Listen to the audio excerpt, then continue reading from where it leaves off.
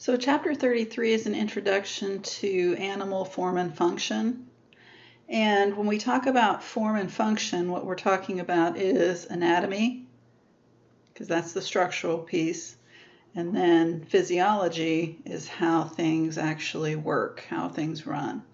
So this is an intro to animal anatomy and physiology. So the body symmetry of the animals that you would likely study if you're going into some kind of pre-health professions will be primarily humans. If you're a pre-vet, veterinary science, then you might look at some other mammals, but for the most part we're going to focus on the mammals and the humans in particular. Now you'll remember that some animals don't have symmetry. Those would be the sponges. Some animals have radial symmetry, and this shows some of the planes of symmetry that could be drawn through the animal to give two mirror image halves. But for the bilaterally symmetrical animals, there's only one plane of symmetry, and that's called the mid-sagittal plane, shown here with this goat. And you have, when you have the sort of your orientation to the symmetry of the animal, there's some terminology that we use. Dorsal means more towards the back, like literally the back of the animal. Ventral is the belly side of the animal, so the underneath in that sense. Posterior is furthest away from the head, anterior typically towards the head. So these terms you need to start learning as we start looking at the bilaterally symmetric animals, specifically the mammals and humans. So all life evolved initially in the ocean, and it's not surprising then that there's a common shape for a lot of animals in the ocean, and it's called the fusiform shape, especially for animals that swim and are predators. Fusiform means tubular, or we often say torpedo shaped. So a torpedo is shaped like a bullet, I guess. So the fusiform shape is a torpedo shape or a tapered tubular shape. It's very hydrodynamic, and so that means it can moves through water with very little drag, very little less friction. And for animals that are predators, that's going to be favored. Cell size, you'll recall from Biology 1406, is limited by the speed of diffusion, because diffusion moves oxygen and nutrients through the cell. And so cell size and organism size is limited by diffusion based on the concept that in the early organisms, the unicellular and the initial small multicellular animals were serviced by the ocean water as their circulatory fluid. So diffusion was the main way that nutrients got from the outside of the organism to the inside, and so the ocean water was the circulatory fluid, the blood, so to speak. As organisms got larger and larger, they got to an upper limit of size where diffusion was not going to be enough to be able to move gases and nutrients from the outer surface of the animal all the way to the tissue layers that are all the way on the very innermost part of the animal. And so basically what happens is in a large animal, there's an internal ocean. So the ocean had to move inside the animal in a sense, and we call that the circulation, the circulatory system. So your blood, your plasma, is based on a salt solution that moves through your body, and so it's an internal ocean that brings the nutrients and the oxygen closer to every single cell in the body. And what evolved were two different types of circulatory systems. One is called open and one is called closed. An open circulation just means that the fluid, the blood, is not contained completely in vessels.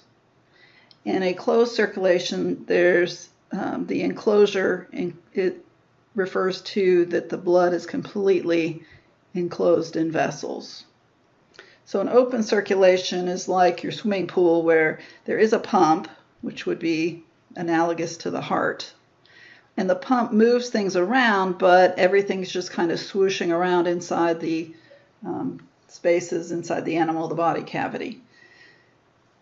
In a closed system, the blood goes through an entire circuit in a much more definite path through the body. It'd be really hard to argue that one is better than the other because open circulatory systems are actually really common. They are the circulatory system of the arthropods, and arthropods are the most successful, most diverse animals, so that's been a very successful system. Closed circulatory systems, we see that in mammals, we see it in annelid worms. So different organisms have different solutions for delivering the oxygen and the nutrients to the tissues, but ultimately both systems are able to do that.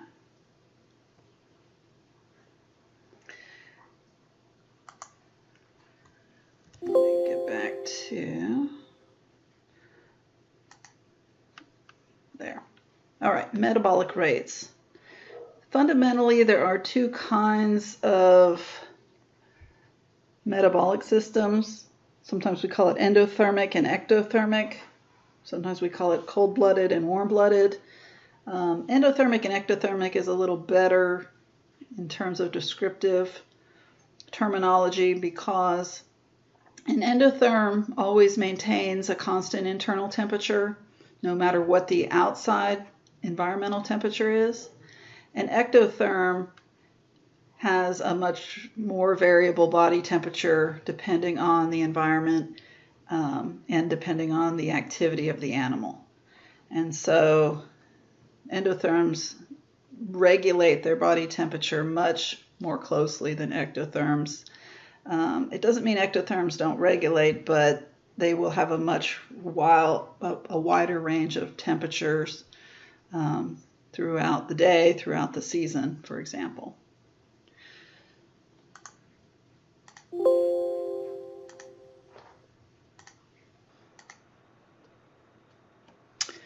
So the metabolic rates of animals are measured a little differently. Well, they're referred to a little differently depending on whether it's an endotherm or an ectotherm. So a human is an endotherm, and we measure what we call the basal metabolic rate.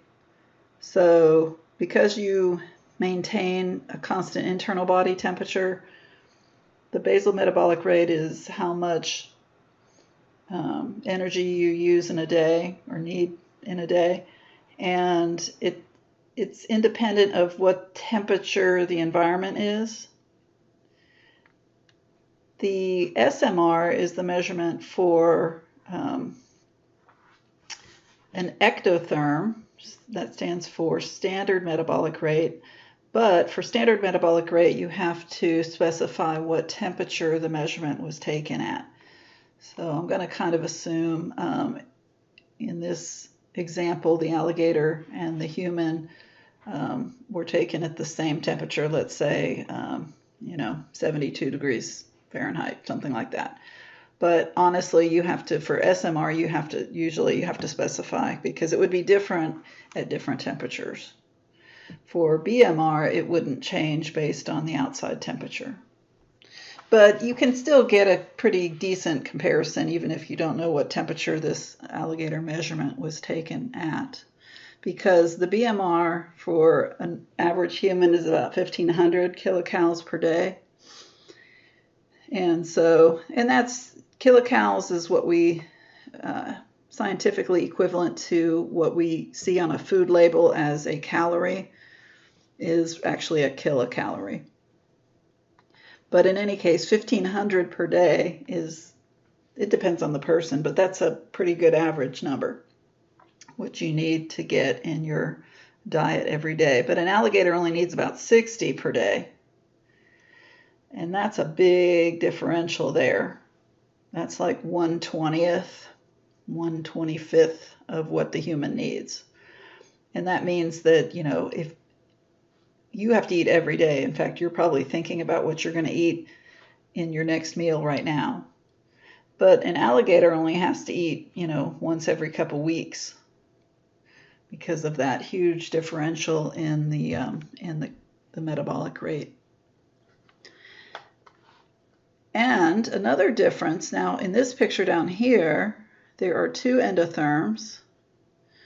So this is a comparison of a small endotherm, a little mouse, and a large endotherm, an elephant. And if we actually measured the metabolic rate and normalized it for the weight of the body, what you find is that the mouse has, and they measured oxygen intake, which is another way you can measure metabolism, that this organism took in 890 cubic millimeters of oxygen per gram of body mass per hour. This elephant only took in 75 cubic millimeters of oxygen per gram of body mass per hour.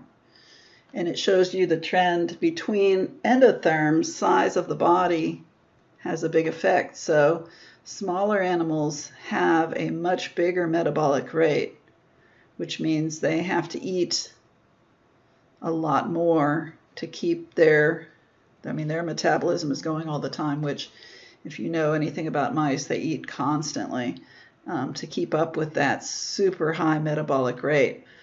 An elephant is like 1/10 of what the rate is for the mouse.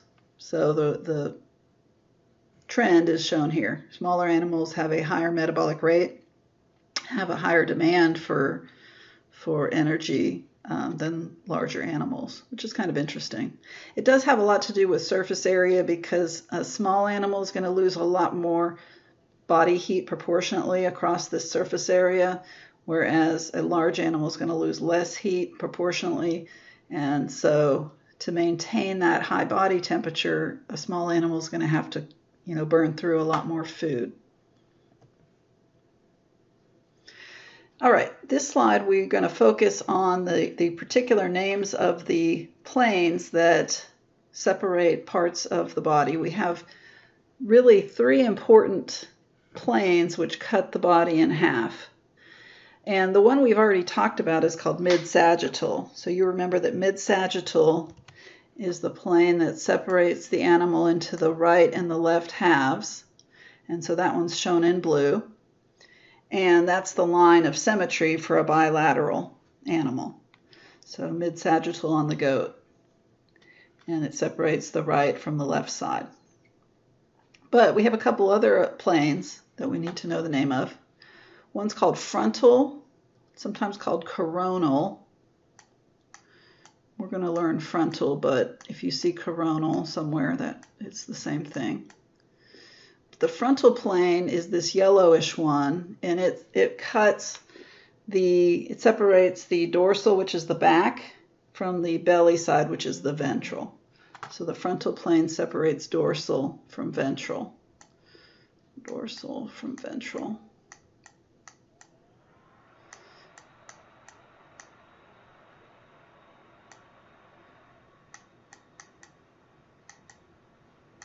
And then the transverse plane, it depends if on the goat, the transverse plane is this red one. It typically separates anterior from posterior. Sorry, did that backwards. Anterior is more towards the head, posterior is more towards the tail. On the human, some of the language is sometimes different. We'll stick with posterior and anterior, although that's not completely correct. But when you get into your A&P, there will be a little bit different terminology that's specific to the human. But you've got your three planes. So your transverse plane cuts across, like on the red. The frontal plane cuts dorsal from ventral on the yellow. And the mid-sagittal plane separates left from right. So that's what you need to know just in a very general sense. Kind of think about matching the name of the plane from which two parts of the body get separated when you cut along that plane.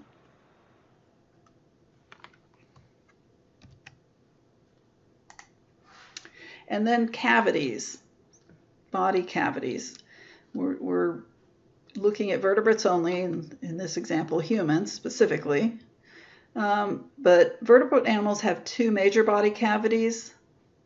All right, the dorsal cavity, which dorsal typically means the back, which there is a cavity along the back which surrounds the spinal cord, and then that extends up into the cranium here, the cranial cavity. So all of that is considered what we call the dorsal cavity. And then the ventral cavity is the body cavity that's more on the belly side, and that in mammals is separated by the diaphragm into the thoracic and the abdominal cavity.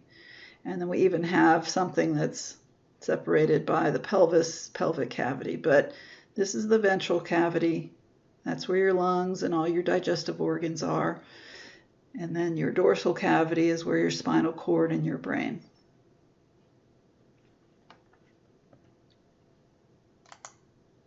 So I will start with the tissue types on the next lecture segment.